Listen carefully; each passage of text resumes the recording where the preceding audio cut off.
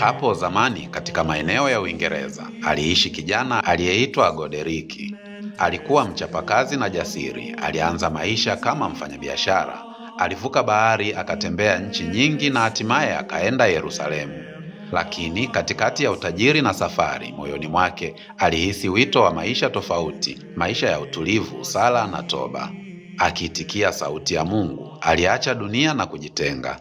Aliishi peke yake msituni kwa zaidi ya miaka 60. Alifunga, aliomba na kuwahubiria wachache waliomtembelea. Inasemekana aliwasiliana na malaika na hata wanyama walimtii. Alitunga nyimbo takatifu ambazo bado zinasikiwa hadi leo. Watu wengi walimtambua kama mtu wa Mungu.